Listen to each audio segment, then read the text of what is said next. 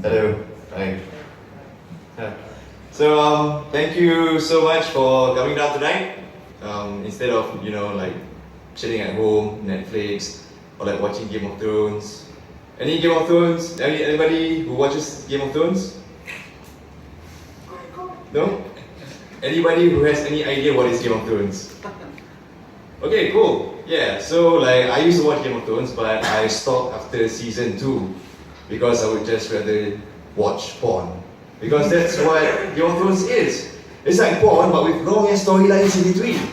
And there's nothing more redundant than a storyline in porn for straight guys. Because we never watch the whole thing. We never start watching porn at the 0-second mark. Because that's where the bullshit starts, Right? The girl would meet the guy like, "Oh, Professor Sins, I need to raise my D to a B in order to graduate." And then the guy would be like, "I'm sorry, Miss Khalifa, but there's nothing I can do. I can't help you." And then she would deliver the famous porn line like, "Please, I would do anything."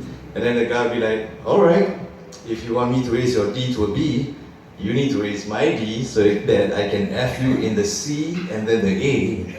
You filthy B." And then more dirty talk, and then like biting and kissing and licking, and then they strip, and then like blowjobs and all that. That's all bullshit. But once genitals start to smash, that is when we watch porn. And then like the intermission in between also, when they do like the blowjob again, we skip that part, and then once genitals smash again, like anal or what, yeah, we start watching again. Okay, cool.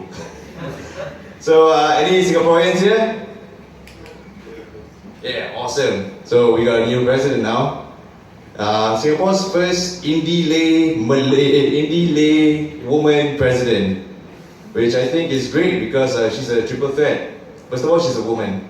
So, we can show the world that, we are progressive, #feminism, #equality.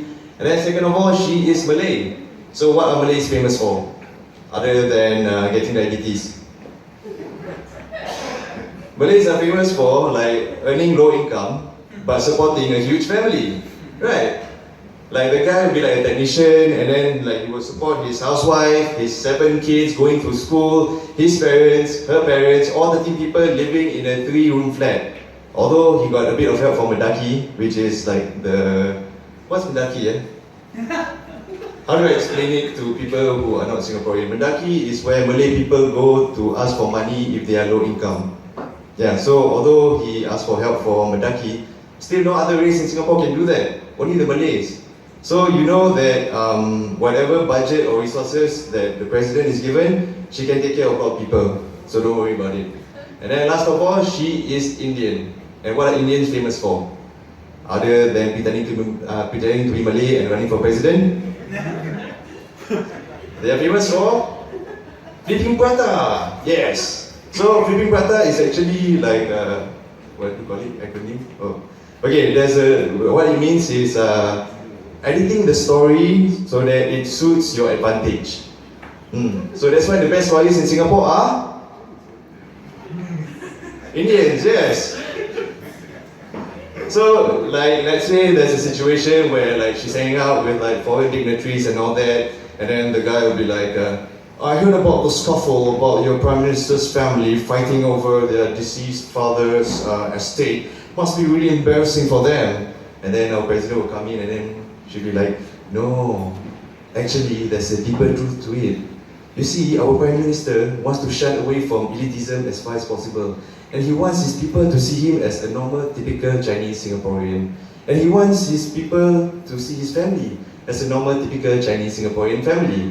And if you understand local context, and if you watch a lot of Channel 8 dramas, you will understand that there's nothing more typical for a Singaporean Chinese family than to fight over the estate and property of the deceased family members. Right? Yeah. Okay, so that's pretty much all I got. It's my first time. You guys been great. Have a good night and wet dreams.